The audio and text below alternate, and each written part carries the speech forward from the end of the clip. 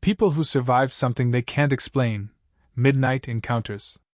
Maya's scream ripped through the cold night as she stared at the thing standing just a few feet away from her. It was tall, too tall. Its long, thin arms dragged on the ground as if they didn't belong to its body. Its face had no eyes, no mouth, only a smooth, pale surface like wet paper. Yet somehow, she could feel it looking at her. The thing slowly raised one bony hand and pointed right at Maya's chest, as if choosing her. Then she heard it, a whisper so soft it felt like it came from inside her own mind. "You saw me. Now you must follow." Her legs froze. Her breath shook. The thing took one step closer. Then another.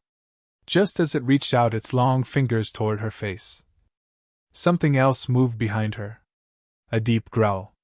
A shadow stretching across the road. A presence even darker than the creature in front of her. Maya slowly turned around. And that's where everything began to go wrong. Earlier that day, Maya never believed in strange stories. She was the kind of girl who said ghosts were fake and monsters were just in movies.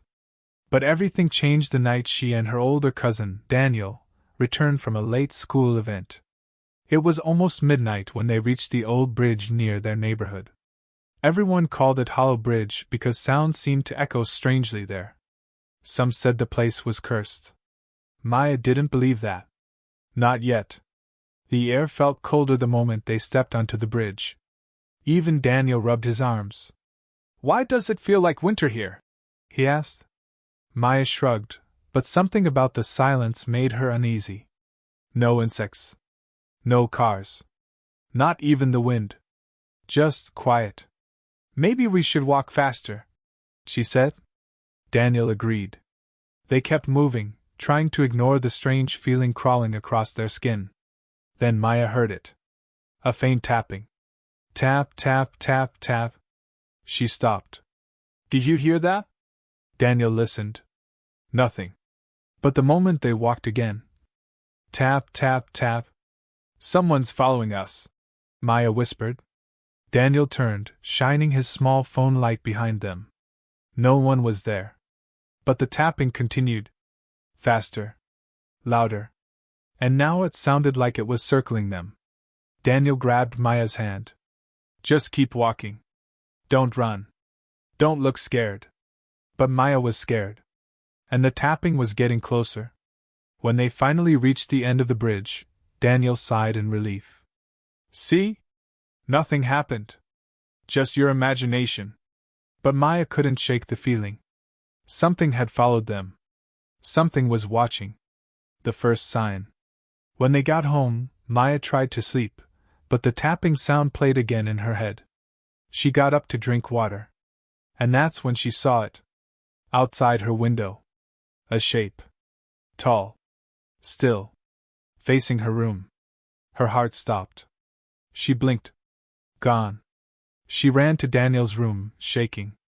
"I saw something outside," Daniel groaned. It was probably a tree shadow. But Maya knew it wasn't. Something was wrong. The night of the encounter. The next night, Maya couldn't sleep again. She kept hearing tiny sounds near her window. Cold wind pushed into her room even though the window was closed. At exactly midnight, her phone screen lit up by itself. A message appeared. "Look outside." Her hands trembled. No, I didn't type that." The phone lit up again. "I'm waiting." She didn't want to look. But something made her turn slowly toward the window. And there it was. The tall, faceless creature standing on the road, staring directly at her window. Its hand lifted.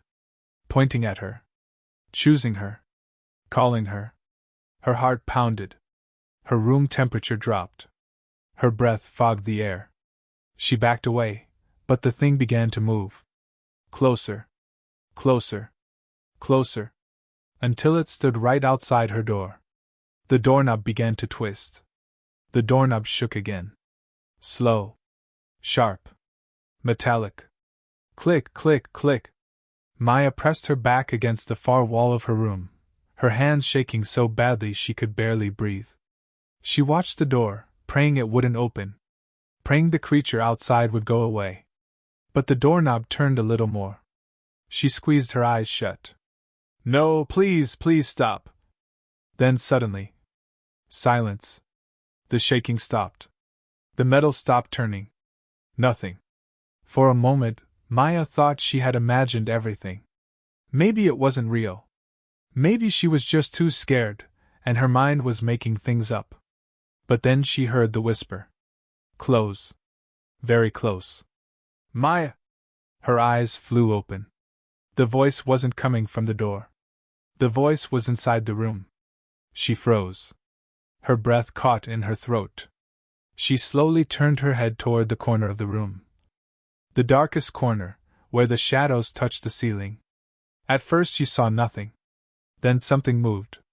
A tall shape unfolded itself from the darkness, like it had been hiding there the whole time.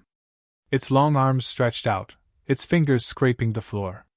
Its face, or the place where a face should be, glowed faintly like pale wax. Maya's scream got stuck in her throat. The creature leaned forward, its head tilting like it was studying her.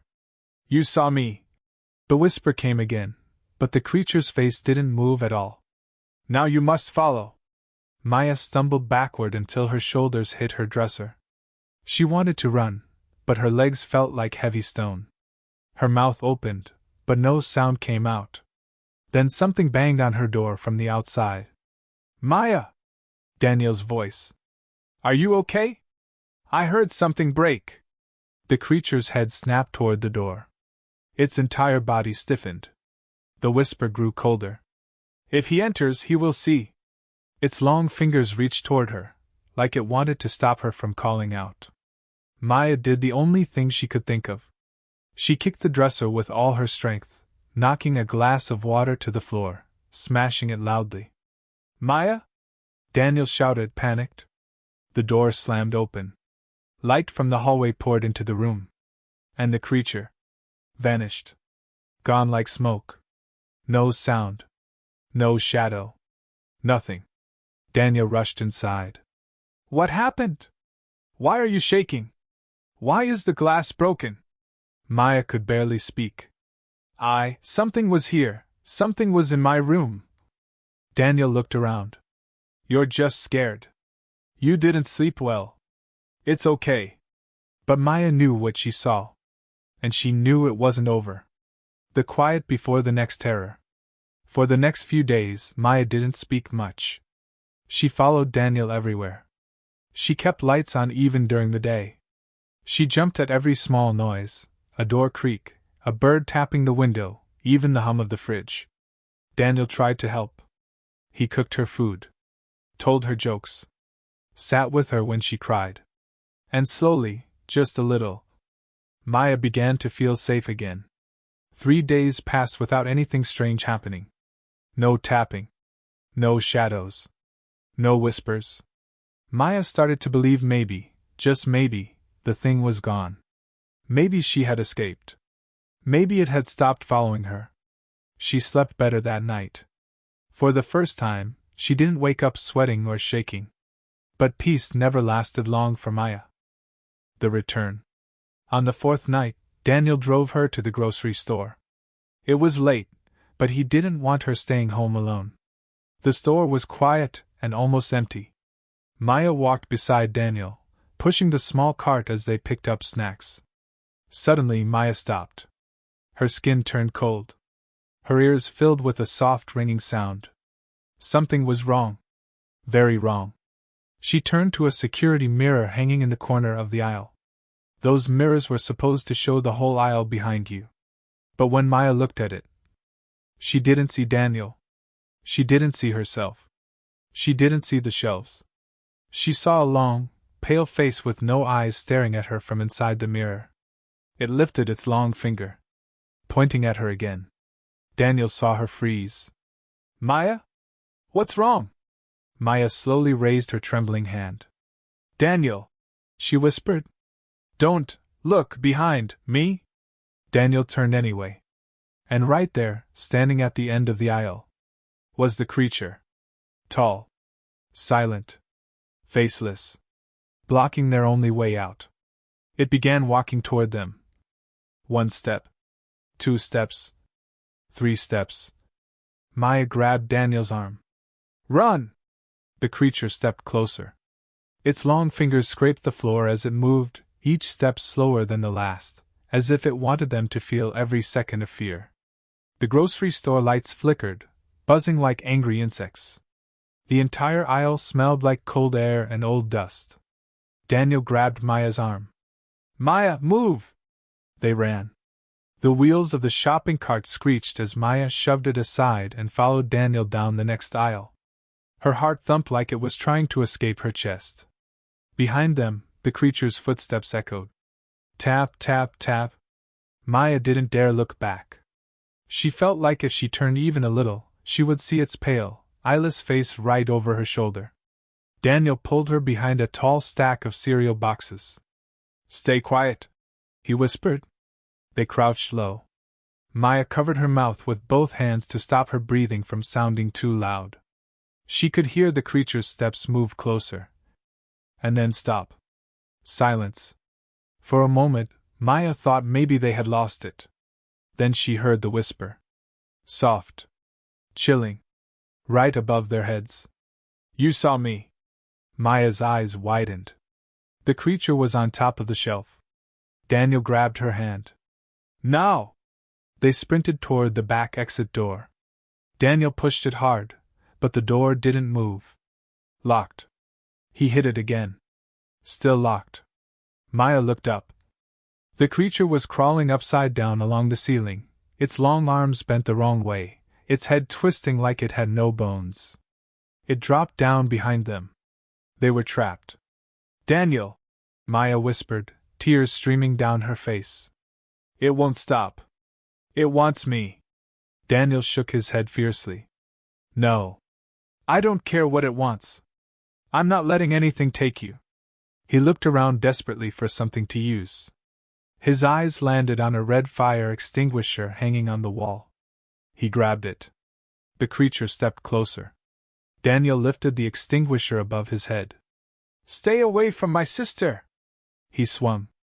The extinguisher hit the creature's shoulder with a loud metallic clang. But instead of falling, the creature absorbed the hit, as if its body had no weight or bones. It tilted its faceless head at Daniel. And for the first time, Maya saw movement on its smooth face. A ripple, like something inside was pushing against the skin. Trying to get out. The whisper grew deeper. She follows. You do not. It raised its long arm toward Daniel. Maya screamed. No! Something inside her snapped. Fear, anger, anything she had left. She grabbed Daniel's sleeve. Run! Now! They sprinted past the creature's legs before it could react. Maya felt the icy brush of its fingers graze her shoulder, almost catching her. They turned a corner and reached the front of the store again.